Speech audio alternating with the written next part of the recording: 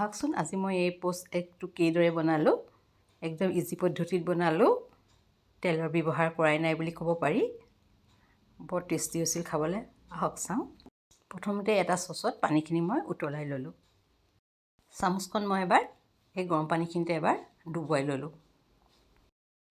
এতিয়া আহকচোন মই চামুচখনতে অকণমান তেল লগাই দিছোঁ ব্ৰাছডালেৰে বহুত কম পৰিমাণৰ দিলে হয় তাতে মই এয়া দিছেনে এয়া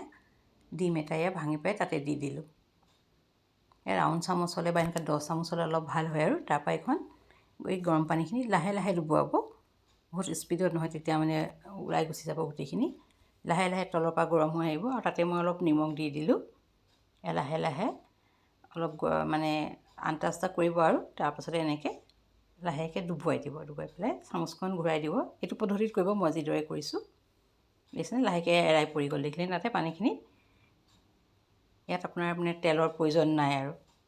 এই অকল তেলটো অকল সানি ল'লেই হয় তাৰপৰা এইদৰে আপোনালোকে কৰিবচোন ধুনীয়াও হয় খাবলৈও টেষ্ট হয় আৰু আপোনাৰ তেলো খাবলগীয়া নহ'ল ফ্ৰাইটোৰ দৰকাৰ নাইকিয়া হ'ল এয়া দেখিছেনে বৰ সুন্দৰকৈ হয় আৰু সুন্দৰকৈ এৰাইও যায় চামুচখনৰ পৰা সেইকাৰণে ভাল লাগে বস্তুটো বনায়ো ভাল লাগে খায়ো ভাল লাগিল অলপ টাইম অকণমান ৰ'ব টাইমটো কাৰণ চামুচখনৰ তলখিনি অলপ সিজিব লাগিব নহ'লেতো ভাঙি যাব এয়া দেখিছেনে কি ধুনীয়া ৰাউণ্ড হৈছে ন বৰ ধুনীয়া হয় আপোনালোকে এইদৰে বনাই চাবচোন ভাল লাগিছেনে আপোনালোকৰ পদ্ধতিটো ইজি হৈছে হয় নহয় আপোনালোকে এইদৰে বনাব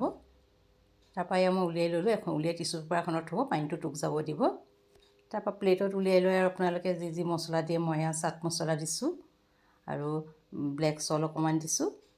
দি পেলাই এয়া খাইছোঁ কি ধুনীয়াকৈ ভিতৰখন সিজছে চাওকচোন সেয়া খুব বেছি 3 মিনিট ৰাখিব মোৰ ৰেচিপিটো ইজি হয়নে বাৰু যদি ইজি হয় ট্ৰাই কৰিব থেংক ইউ